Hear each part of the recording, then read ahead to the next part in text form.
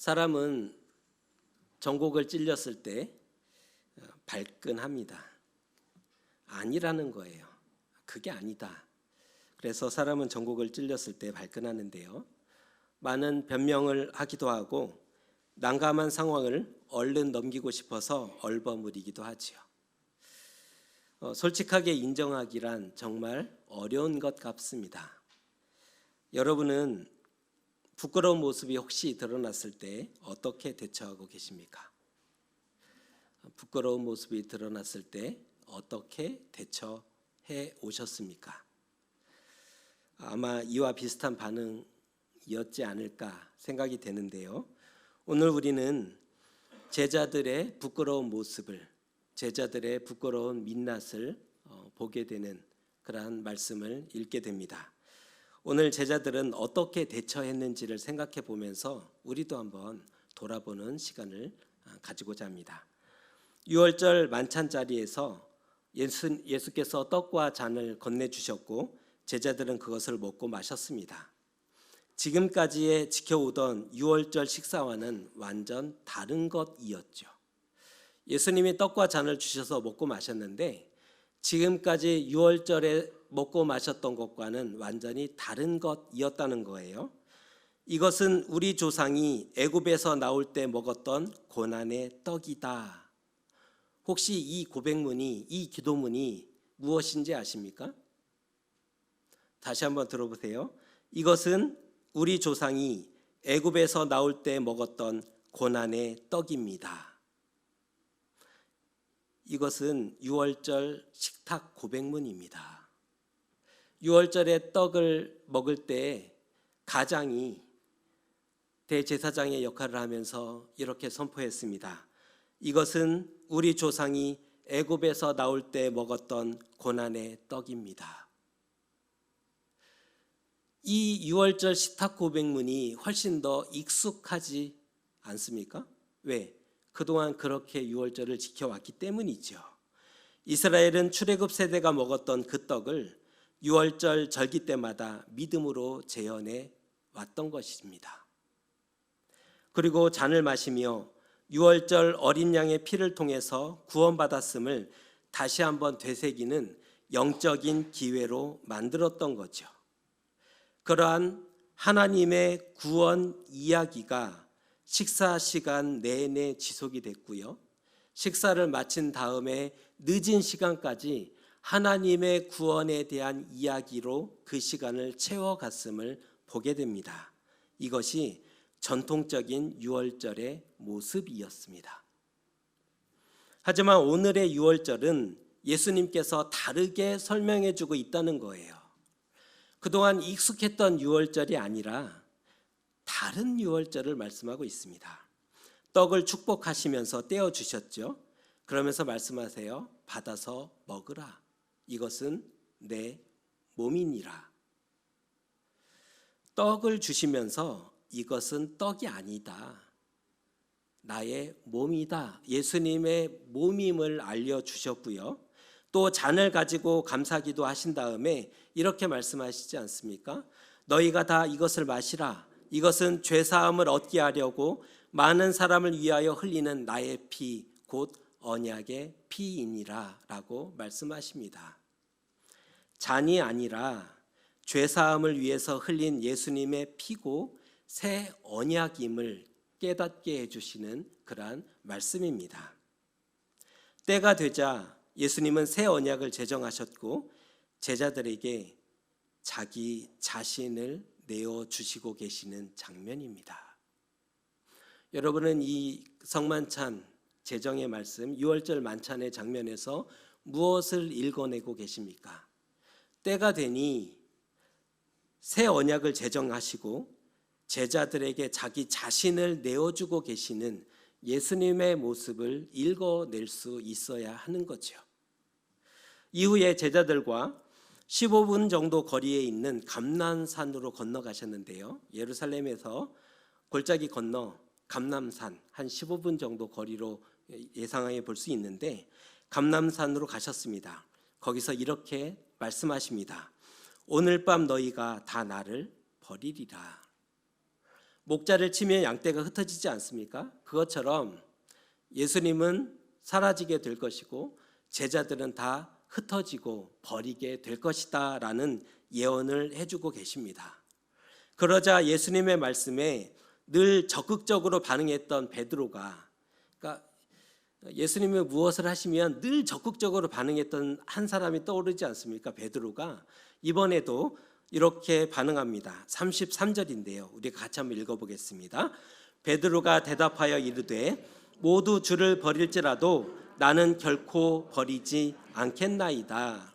베드로는 오늘 예수님의 말씀에 결단코 동의할 수 없었다는 겁니다. 예수님 왜 그런 말씀을 하십니까? 저는 동의할 수 없습니다. 우리 믿음을 뭘로 보시고 이거 물로 보신 거예요? 라는 표현이죠. 우리 믿음을 물로 보시지 않고는 이렇게 말씀하실 수 없다라는 반응을 보입니다. 이에 이렇게 답합니다. 다른 사람은 모르지요. 다른 사람은 혹시 주를 버릴지라도 나는 결코 버리지 않겠습니다. 나는 다릅니다. 라는 얘기를 예수님 앞에 합니다. 기왕 나섰는데 다 버리겠다 그러니까 물로 보셨어요. 예수님 혹시나 다 버릴지라도 나는 예수님을 버리지 않겠습니다. 나는 다릅니다 라는 얘기를 합니다. 그렇게 맹세하며 호언장담합니다. 하지만 예수님은 생각을 바꾸지 않으시죠. 그 의지를 바꾸지 않으시고 이렇게 말씀하세요. 오늘 밤 닭 울기 전에 내가 3번 나를 부인하리라. 이게 점점 커지고 있어요. 아니야 베드로야. 오늘 밤 닭이 울기 전에 너는 3번 부인하게 될 것이다 라는 예언까지 해주십니다. 무엇이든 할 수 있고 헌신할 수 있는 자신감도 있었는데 예수님은 실패를 말씀하시니 지금 베드로가 굉장히 억울했다는 거예요. 왜냐하면 무엇이든 할 수 있어요. 헌신할 수 있는 자신감도 자기에게는 있었거든요. 그런데 예수님은 아니다 실패를 말씀하시니 베드로가 발끈하고 오기가 나서 얘기합니다. 내가 주와 함께 죽을지언정 주를 부인하지 않겠습니다. 차라리 죽겠습니다. 죽어도 부인하지 않겠습니다. 왜냐하면 정말로 주와 함께 죽을 수 있다고 생각했기 때문입니다. 우리는 그 베드로의 마음을 제대로 이해할 수 있어야 돼요. 베드로는 정말로 주와 함께 죽을 수 있다고 생각했다는 거예요. 그때는 정말로 그럴 수 있을 것 같았어요. 지금 베드로 거짓말하는 거 아니에요. 그때는 정말로 주님과 함께 죽을 수 있을 것 같았기 때문에 이런 얘기를 했다는 거예요. 그때는.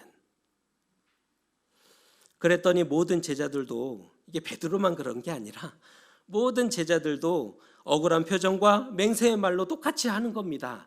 아니요 예수님 이 사람들이 다 버려도 저는 버리지 않을게요. 이때 가룟 유다는 뭐 했을까요? 이때 가룟 유다는 무엇을 했을까요? 그 역시도 세상 억울한 표정과 맹세와 확신의 말로 가세하고 있었다는 거죠. 안 하겠다는 거예요. 그렇게 세상 억울한 표정과 맹세와 확신의 말로 다 버릴지라도 나는 주를 버리지 않겠습니다 라는 고백을 했습니다. 어디서 많이 봤던 장면 아닌가요? 여러분 우리 묵상집을 함께 묵상하고 계신 거죠? 어디서 많이 봤던 장면이에요. 우리가 마태복음 26장 30절부터 읽어냈는데 불과 1시간 전에 시간적으로 계산해 보면 1시간 전에 6월절 만찬을 시작할 때 그때 예수께서 이렇게 말씀하셨습니다. 너희 중에 한 사람이 나를 팔리라. 아니 식사를 시작하자마자 이런 말씀을 하시니 이 분위기 어쩔 거예요. 먹을 때는 뭐도 안 건드린다 그러는데 아니 식사를 막 시작했는데 예수께서 그러시는 거예요. 폭탄선인이잖아요. 너희 중에 한 사람이 나를 팔겠다? 이거는 엄청난 얘기를 하는 건데요. 먹다 다 체하겠다 싶겠지만 제자들은 각각 이렇게 얘기합니다. 주여, 나는 아니지요. 한결같이 자신의 억울함을 적극 어필하는 거예요. 억울하다는 거잖아요. 예수님 말씀은 틀렸습니다. 그러지 않을 거거든요. 그러면서 자신의 억울함을 적극 어필하죠. 그리고 한 사람이 남게 되었어요. 다 그 말을 참여했고 마지막 한 사람이 남게 되었어요. 그게 누구일까요? 가룟 유다. 멀리 서 있던. 왜 멀리 서 있었겠어요? 가까이 할 수 없는 거죠. 멀리 서 있던 가룟 유다가 꼴찌로 묻게 됩니다. 라삐여, 나는 아니지요. 그가 왜 꼴찌였을지는 분명하죠. 왜 꼴찌였을까? 우리 같아도 1등은 할 수 못할 거 아니에요. 한 짓이 있는데 어찌 감히 그럴 수 있겠습니까? 유다의 배신은 앞서 이미 시행되었기 때문입니다. 묵상집을 같이 읽어 오셔야 지금 대화가 된다니까요. 유다의 배신은 이미 시행되었잖아요. 26장 15절의 말씀인데요. 우리는 지금 30절을 읽었지만 15절에 이미 유다의 배신이 시행되었습니다. 내가 예수를 너희에게 넘겨주리니 얼마를 주려느냐 하니 그들이 은 30을 달아주거늘. 제사장들의 회유와 설득에 넘어간 것이 아니었고 그가 먼저 대제사장들을 찾아가서 넘겨주는 조건으로 얼마를 줄 테냐 예수님을 팔았던 거죠. 보통은 이마이마한데 설득하고 회유하고 협박도 해서 좀 넘어지게 만들지 않습니까? 그런데 가룟 유다는 그렇지 않았다는 거예요. 그 스스로 대제사장을 찾아가서 내가 넘겨줄 테니 얼마를 줄 테냐 먼저 요청했다는 겁니다. 그래 놓고는 아닌 척 지금 시치미를 떼고 있는 그런 장면인 거예요. 양심이 있다면 나는 아니지요? 물을 수 있었을까요? 죽을지언정 버리지 않겠습니다. 맹세를 할 수 있었을까요? 차라리 침묵하던가 시선을 피하던가 아니면 자리를 떠나는 것이 맞지 않았을까요? 묻지 않는 거죠. 시선을 애써 피하는 거잖아요. 자꾸. 그리고 자리를 피하던가. 이 정도면 멘탈 갑입니다. 가룟 유다 이 정도면 정말 멘탈 갑이다. 그런데 예수님은 누가 자신을 팔지를 이미 알고 계셨지 않습니까? 예수님은 자신을 누가 팔지를 이미 알고 계셨는데요. 그럼에도 자신을 파는 배신자와 식탁 교제에 참여하셨다는 것 아십니까? 식사는 편한 사람하고 하게 되잖아요. 그리고 유대인들은 사람을 많이 가렸어요. 정결한지 불정한지 이런 것들에서 굉장히 예민했단 말이에요. 아무나 이렇게 편안하게 식사를 하지 않았는데 예수님은 자신을 파는 배신자와 식사합니다. 그와 샬롬으로 인사하고 식사할 때 기본 예절이에요. 샬롬, 평화를 빌어주고 그리고 만찬을 나누며 축복하는 것. 이스라엘의 식사 시간은 축복으로 이어졌는데 우리의 식사와는 조금 차이가 있죠. 축복으로 이어졌다는 거예요. 샬롬, 가룟 유다와 샬롬으로 인사합니다. 가룟 유다를 축복합니다. 하나님의 평안이 함께 하시기를 축복하거든요. 소름 돋는 일인데 이거 잘 보면 소름 돋는 일이지 않습니까? 그럼에도 꾸짖거나 쫓아내지 않고 유다에게도 자신의 몸과 피를 의미하는 떡과 잔을 먹고 마시게 해주십니다. 다른 제자들과 동일하게 떡과 잔을 주셨다는 거예요. 가룟 유다에게도 너는 배신했으니 빠져라가 아니라 동일한 떡과 잔을 주시며 또 마음껏 축복하셨다는 겁니다. 기록된 대로 가기 위해서 유다를 막지 않으셨죠. 막을 수 있는 기회가 있었잖아요. 유다만 심부름을 보내고 다른 자리로 옮겨도 되는 것이고 하지만 기록된 대로 가기 위해서 유다를 막지 않으시죠. 그러나 이런 말씀을 하세요. 인자를 파는 그 사람에게는 화가 있으리라. 그 사람은 차라리 나지 아니하였더라면 좋았을 뻔하였도다. 계속 뜨끔하게 하고 찔리게 하시는데요. 이것은 복수와는 다릅니다. 그러니까 복수와는 다른 거예요. 계속 뜨끔하게 하고 찔리게 하는 것은 돌이킬 수 있는 기회를 주시고자 했던 겁니다. 왜 찌르고 계실까? 왜 뜨끔하게 하실까? 왜 양심의 자책이 일게 하실까? 이것은 저주하시고 복수하기 위함이 아니라 돌이킬 수 있는 기회를 허락해 주시고 계신다는 것입니다. 몇 번을 경고하신 것은 그 길을 가지 말라는 거잖아요. 가면 안 된다라는 말씀을 하고 있는 거죠. 그것은 이미 정해진 운명이 아니었어요. 오해하지 마세요. 가룟 유다가 예수님을 파는 것은 운명이었다. 그는 예수님을 팔았기 때문에 죽을 수밖에 없는 운명이었다. 아니요. 그것은 정해진 운명이 아니었다는 거예요. 다른 선택을 할 수 있었고 얼마든지 바꿀 수 있었다는 겁니다. 다른 선택할 수 있었어요. 그리고 그 예수님을 비록 팔았지만 팔은 이후에도 돌아올 수 있는 기회는 얼마든지 있었다는 겁니다. 예수님은 유다를 위해서도 죽으셨지 않습니까?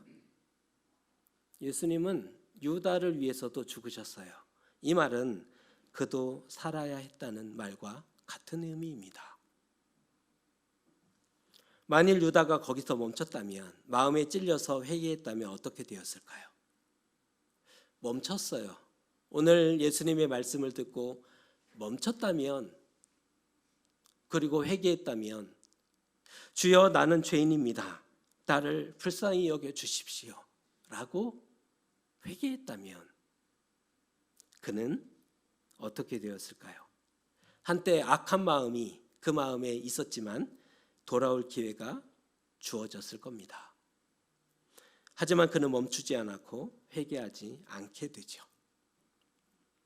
그렇게 유다는 배신했고 다른 제자들은 예수님을 버리고 부인합니다. 유다는 배신해 버렸어요. 나머지 11제자는 예수님을 버리고 떠나버렸습니다. 3년 동안을 생활했고 말씀을 가르쳤고 하나님 나라와 복음의 일들을 전해주었죠. 사실은 예수님과 함께 살아가면서 하나님 나라를 제자들에게 보여줬지 않습니까? 말로 가르친 것도 있지만 보여주신 일들이죠. 하지만 남은 열매가 없었어요. 가룟 유다는 배신하고 11제자는 떠났습니다. 남은 열매가 하나도 없었다는 거죠. 그럼에도 예수님은 실패라고 보여지는 그 순간에도 그럼에도 예수님은 제자들을 향해서 한 번 더 약속하십니다. 저는 이것을 희망의 약속이라고 부르고 싶은데요. 예수님이 주시는 희망의 약속은 32절입니다. 그러나 내가 살아난 후에 너희보다 먼저 갈릴리로 가리라. 이것은 희망의 약속입니다. 이 말씀은 희망의 약속입니다. 너무 낙심하지 말아라. 예수님의 음성을 들어보세요. 너무 낙심하지 말아라. 설령 나를 버리고 흩어졌을지라도 이것만큼은 잊지 말라는 거잖아요. 버리고 흩어졌어도 이것만큼은 잊지 말라. 주님이 다시 살아나신다는 사실과 살아난 후에는 먼저 갈릴리로 가신다는 사실을. 먼저 가 있을 테니 어떻게 하라는 거예요? 갈릴리로 와야 한다. 이 얘기를 하고 계신 거예요. 먼저 가 있을 테니 너희는 갈릴리로 와야 한다라는 말씀입니다. 갈릴리에서 만나자. 이 말씀은 넘어진 자에게 희망입니다. 넘어진 자에게는 희망입니다. 이 말씀은 너희가 넘어졌다는 거 이미 알고 계시잖아요. 너희가 넘어질 것이다. 그런데 나는 살아날 것이고 갈릴리로 갈 것이니 갈릴리에서 만나자. 희망의 약속인데 이 말씀은 넘어진 자에게 희망이 되는 거예요. 이 초대는 12제자 모두에게 주어졌습니다. 베드로에게 주어졌고 가룟 유다에게도 주어졌죠. 만일 유다가 갈릴리로 돌아갔다면 그도 회복되었을 것입니다. 배신할 수는 있어요. 버리고 떠나고 부인할 수도 있죠. 그게 잘했다는 게 아니라 배신할 수 있다니까요. 떠나고 부인할 수 있다. 할 수 있다는 사실을 얘기하는 거예요. 그러나 돌이켜서 부활의 주님을 만나고 갈릴리로 가야 되지 않습니까? 배신했으니까, 버리고 떠나고 부인했으니까 갈릴리로 가야 되지 않습니까? 그곳은 부활의 주님이 계신 곳이거든요. 그리고 주님을 만나 회복하는 곳입니다. 넘어진 자에게는 약속의 땅이 되는 거죠. 그래서 가야 합니다. 우리는 매년 사순절을 지나서 고난주간을 지나고 부활절을 맞이합니다. 이게 도대체 무슨 의미일까? 사순절이 내년에 또 올 거예요. 사순절을 지나고 고난주간을 예수님 고난 십자가 생각하면서 또 이렇게 괴로워도 해봐야 되고 또 얼굴에도 웃음이나 이런 것들도 조금 가능하면 자제하고 또 부활주일에 예수님 부활하셨다고 달걀을 먹으면서 또 기뻐할 거예요. 왜 그럴까? 그런데 넘어진 자에게는 그것이 약속의 땅입니다. 넘어진 자에게는 그것이 희망의 약속이죠. 우리는 자주 실수하고 넘어지는 존재이기 때문에 우리는 사순절에 다시 예수님을 바라보자고, 고난주간의 십자가를 바라보자고, 부활하신 부활절에 다시 예수님을 만나자고 그렇게 또다시 도전하지 않습니까? 그것은 우리에게는 희망의 약속과도 같죠. 마치 예수님이 갈릴리에서 다시 만나자라고 말씀하시는 것과 동일하다는 겁니다. 그런 의미에서 이번 부활절 우리 다시 한번 우리의 영혼을 일깨워서 나는 부활하신 예수님을 만났는가에 대한 그 고민들을 좀 진지하게 해보는 그런 다음 주 다가오는 부활절이 되실 수 있었으면 좋겠습니다. 나를 팔리라, 나를 버리리라. 유다는 그렇게 팔았고 12제자는 버리게 될 것을 예수님은 알고 계셨습니다. 그들은 이렇게 얘기했습니다. 주여, 나는 아니지요. 모두 주를 버릴지라도 결단코 나는 주를 버리지 않겠습니다. 맹세하면서 제자들은 말했습니다. 제자들의 말, 유다의 말 다 거기서 거기입니다. 베드로의 말, 유다의 말 다 거기서 거기였습니다. 모든 제자가 베드로와 똑같이 자신감이 충만했고 실패도 했습니다. 자신감도 있었고 똑같은 실패에 빠져버리기도 했습니다. 그렇게 큰소리치더니 채 한 시간도 못 돼서 겟세마네 동산에서 다 자고 있는 제자들의 모습을 우리는 읽어야 되지 않습니까? 오늘 이 사건 이후 한 시간도 안 돼서 다 자고 있는 제자들의 모습을 우리는 마주해야 된다는 거예요. 6월절의 밤은 깨어있는 날이죠. 원래 그런 날이에요. 전통적으로 언제 자면 안 된다 그래요, 어른들이. 물론 옛날 일이지만 언제는 자면 안 된대요. 뭐 이렇게 이게 휘어진다 그러고 자면 안 된다. 그게 우리나라의 어떤 전통의 이런 것 뿌리들이 있었잖아요. 이스라엘 사람들에는 6월절 밤은 자는 날이 아니에요. 하나님의 구원하시는 날, 잘못하면 목숨을 잃을 수 있는 그 엄중한 날에 깨어서 하나님의 구원을 얘기하고 밤새우는 날이었어요. 이들은 일생을 단 한 번도, 단 하루도 6월절 밤에 잔 적이 없었던 사람들입니다.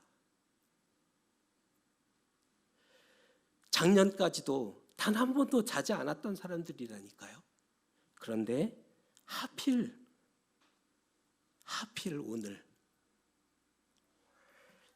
시험에 들었기 때문이죠. 시험에 들었고 결국 그날 밤 예수님을 버리죠.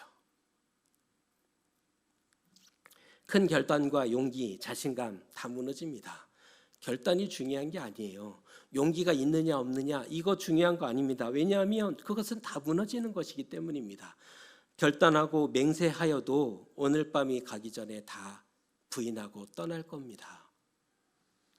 확신이 클수록 넘어짐도 크지 않습니까? 확신이 크면 조금 더 버텨낼 것 같아도 확신이 크면 그냥 부러져 버려요. 한순간에. 베드로가 산 증인입니다. 그는 예수님을 부인하고 맹세하고 부인하고 저주하고 맹세하고 부인하고 그 강도가 더 세졌죠. 그는 믿음의 고백이 확실했던 사람이고 절대로 부인하지 않겠다 예수님 앞에 그렇게 약속했던 사람인데 그는 그렇게 실패하고 말았죠. 사람은 넘어지고 실패하는 악한 그리고 약한 본성을 가진 존재일 뿐입니다. 우리 안에는 두려움이 있어요. 누구에게나 있어요. 목숨의 위험이 다가오면 우리는 일단 부인하고 볼 거예요. 아니에요. 저는 모릅니다. 무슨 말씀을 하시는지 알지 못합니다. 우리에게는 누구나 그 두려움이 있다니까요. 그 두려움은 우리를 사로잡아 죄와 사망의 길로 몰아넣습니다. 시험에 들게 하고 넘어지게 만들어 버리는 거죠. 마음은 원이로되 육신이 약하도다. 예수님의 진단은 정확합니다. 우리를 향한 예수님의 진단은 아주 정확했어요. 마음은 원이로되 육신이 약하도다. 우리는 어리고 약한 사람입니다. 베드로도 어리고 약했고 유다도 어리고 약한 사람이었어요. 똑같았습니다. 우리도 그러나 우리의 약함을 인정하면 좋겠습니다. 우리의 약함을 인정하시자는 거예요. 하나님, 우리는 부족합니다. 그러니 주의 도움이 필요하오니 주의 은혜가 필요하오니 나에게 주의 긍휼과 은혜를 베풀어 주시옵소서. 그럴 때 그렇게 의지할 때 주님의 그 사랑과 그 은혜의 손을 마주할 수 있게 되지 않겠습니까? 예수님은 우리를 위해서도 죽으셨어요. 예수님은 유다를 위해서도 죽으셨잖아요. 예수님은 우리를 위해서도 죽으셨어요. 우리는 이것을 기억하셔야 합니다. 말로는 나는 아니지요. 모두 주를 버릴지라도 결코 버리지 않겠습니다. 큰 소리치고 맹세하는 것, 그거 하지 말자고요. 그런 맹세하지 말자고요. 그런 맹세가 우리의 신앙을 드러내주는 것이 아닙니다. 말보다는 삶으로 살아내는 것이 먼저입니다. 맹세하고 넘어지느니 삶으로 하나, 둘 그렇게 살아내는 것이 먼저라는 것입니다.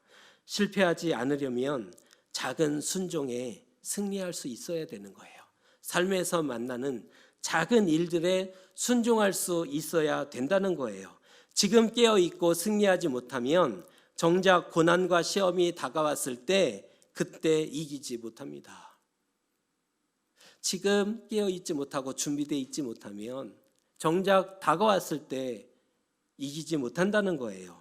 오늘의 예배와 말씀과 기도에 승리하셔야 되는 이유가 여기에 있는 거예요. 오늘의 예배를, 오늘의 기도를, 오늘의 말씀을 승리해야 내일의 예배와 말씀과 기도에도 승리할 수 있기 때문입니다. 부탁드리는 것은 큰 순종과 십자가는 생각하지도 말자고요. 우리는 큰 순종할 생각 하지도 말자고요. 큰 십자가를 주님은 가만히 계세요. 제가 한번 해보겠어요? 그런 약속도 하지 말고 십자가 질 생각은 하지도 말자고요. 큰 순종을 할 계획이라서 하찮은 것들은 믿음 없는 사람이나 하는 것이라고 무시하십니까? 큰 것 하려고 이것들은 삶 속에서 다가오는 예배도 말씀도 기도도, 그런데 어떻게 큰 순종을 결정적일 때 해낼 수 있을까요? 그거는 이미 안 되는 거죠. 우리 약속합시다. 큰 순종하겠습니다. 큰 십자가 지겠습니다. 이런 거 말고 오늘을 잘 살아감으로 우리에게 혹시나 주어진 십자가가 있다면 그 십자가를 겸손히 지게 되는 하나님의 사람들 되시기를 주님의 이름으로 축복합니다.